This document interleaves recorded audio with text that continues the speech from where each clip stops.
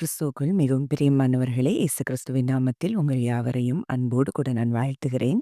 இந்த நாளிலும் தேவன் நம்மோடு கூட இடைப்படுகின்ற வார்த்தை நீதிமொழிகள் 3ஆம் அதிகாரம் 13ஆம் வசனம்.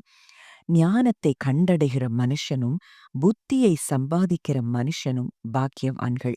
Those who find true wisdom obtain the tools for understanding the proper way to live, for they will have a fountain of blessing pouring into their lives. To gain the riches of wisdom is far greater than gaining the wealth of the world.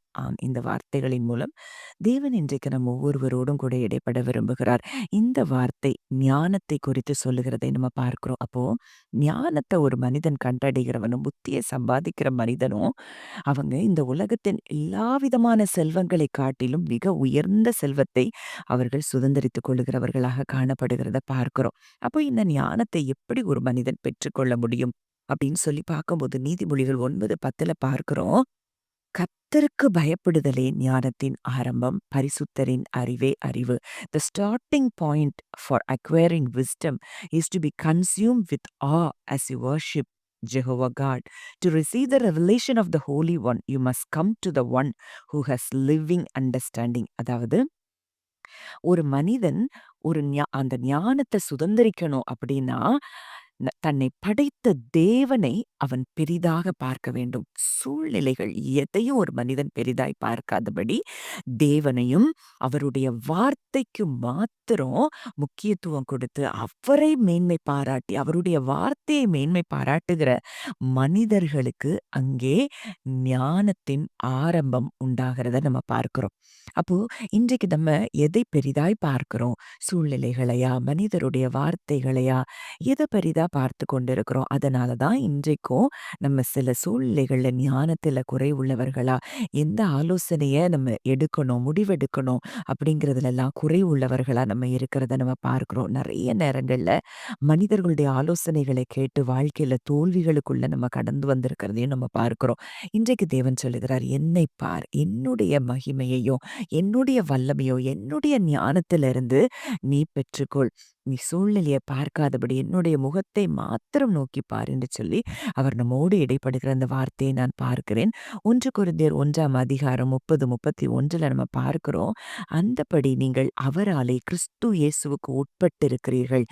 எழுதி இருக்கிறபடி மேன்மை பாராட்டுகிறவன் கர்த்தரை குறித்தே மேன்மை பாராட்டத்தக்கதாக அவரே தேவனால் நமக்கு ஞானமும் நீதியும் பரிசுத்தமும் மீட்புமானார். இன்றைக்கு கிறிஸ்துவே நமக்கு ஞானமாய் நீதியாய் பரிசுத்தமும் மீட்புமாய் இருக்கிறார்னா கொலோசையர்ல நம்ம பார்க்கிறோம். கிறிஸ்து வீற்றிருக்கிற இடத்தில் உள்ளவைகளை மேலானவைகளை மாத்திர நாடுங்கள். இந்த பூமிக்குரிய காரியங்கள், இந்த சென்ஸ் ரெல்ம்ல நீங்க ஃபீல் பண்றது, நீங்க கேட்கிற சத்தங்கள், இதை பெரிதாய் பாராதபடி கிறிஸ்துவை மாத்திரம் அவர் வீற்றிருக்கிற இடத்தில் அவர் எதையெல்லாம் செய்து முடித்திருக்கிறாரோ அந்த காரியங்களை நம்ம பெரிதாய் பார்க்க தொடங்கும் போது நம்ம வாழ்க்கையில அவரே ஞானமாய் நமக்குள்ள இருந்து செயல்படுகிறத நீங்க நிச்சயமா பார்க்க முடியும். அப்ப இந்த ஞானம் கொடுக்கப்பட்டவர்கள், இந்த ஞானத்தை பெற்றுக்கொண்டவர்களுக்குள்ள ஆசீர்வாதம் அதே நீதிமொழிகள் 3ஆவது அதிகாரத்துல சில வசனங்கள்ல சொல்லப்பட்டிருக்கிறது.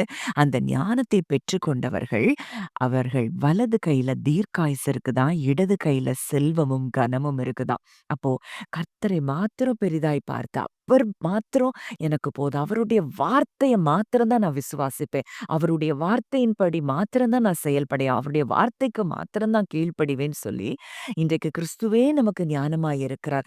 அவர் உட்கார்ந்திருக்கிற மேலானவைகள்ல உள்ள அந்த இடத்துல அவர் எதையெல்லாம் செய்து முடித்திருக்கிறார் என்று பார்க்கிற ஒரு மனிதனுக்கு அங்க தீர்க்காயுசு உண்டாகிறதா, செல்வமும் கனமும் உண்டாகிறதா, அவன் பாதைகள் எல்லாம் சமாதானமா இருக்குமா, அது ஜீவ விருட்சம், அது தன்னை அடைந்தவர்களுக்கு ஜீவ விருட்சமாய் இருக்குமா, லைஃப் கிவிங் ட்ரீயா அவன் மாற, ஃப்ரூட்ஸை அவன் சுதந்திரித்துக் கொள்ளக்கூடிய இடத்துக்கு தேவன் அவனை கொண்டு வருகிறத நம்ம பார்க்கிறோம்.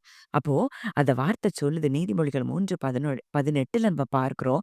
Seeking for her brings the discovery of untold blessing, for she is the healing tree of life to those who taste her fruits. அந்த ஞானத்தை டேஸ்ட் பண்ற அந்த அந்த கனிகளை டேஸ்ட் பண்றவங்களுக்கு அதுதான் ஹீலிங் ட்ரீ ஆஃப் லைஃபா மாறுறத நம்ம பார்க்கிறோம். நீதிமொழிகள் 3:21 31 சில காரியங்கள் சொல்லப்பட்டிருக்கிறது. என் மகனே, இவைகள் உன் கண்களை விட்டு பிரியாதிருப்பதாக. மெய் ஞானத்தையும் நல்ல ஆலோசனையும் காத்துக்கொள். அது உன் ஆத்துமாவுக்கு ஜீவனா, உன் கழுத்துக்கு அலங்காரமாய் இருக்கும். நீ பயமின்றி உன் வழியில் நடப்பாய். உன் கால் இடராது.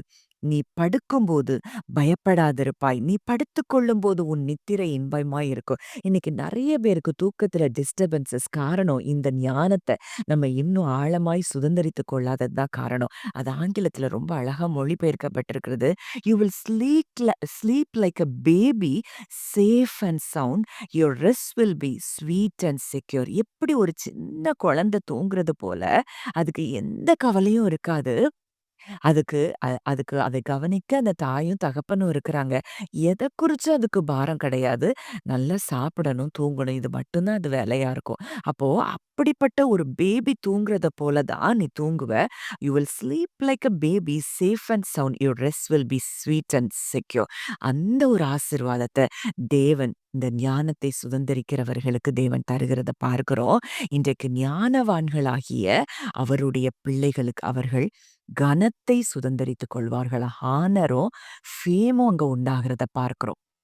அப்போ இன்றைக்கு நம்ம யாரை பெரிதாய் பார்க்கிறோம்? எதை பெரிதாய் பார்க்கிறோம்? அவரை மாத்திரம் பார்க்கிறோமா?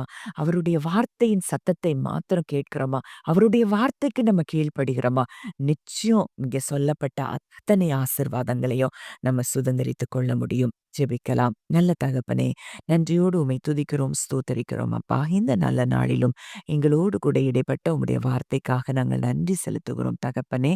இந்த நாளிலும் அப்பா, ஆண்டவரே, ஞானத்தை கண்டடைகிற பிள்ளைகளாய், மனிதர்களாய், புத்தியை சம்பாதிக்கிற மனிதர்களாய் நாங்களும் மாற வேண்டும் என்று சொல்லி நாங்கள் விரும்புகிறோம் அப்பா. உமக்கு பயப்படுகிற பயத்தை உடையவர்களாய், உம்மை மாத்திரம் எங்க வாழ்க்கையின் எல்லா சூழ்நிலைகளையும் பெரிதாய் பார்க்க, கிறிஸ்து வீற்றிருக்கிற இடத்தின் மேலானவைகளை நாட, கிறிஸ்து எதை செய்து முடித்திருக்கிறாரோ அதை மாத்திரமே நாங்கள் விசுவாசித்து ஞானத்தையும் புத்தியையும் அடைய தகப்பன் எங்களுக்கு கிருபை தரும்படி ஜெபிக்கிறோம் அப்பா.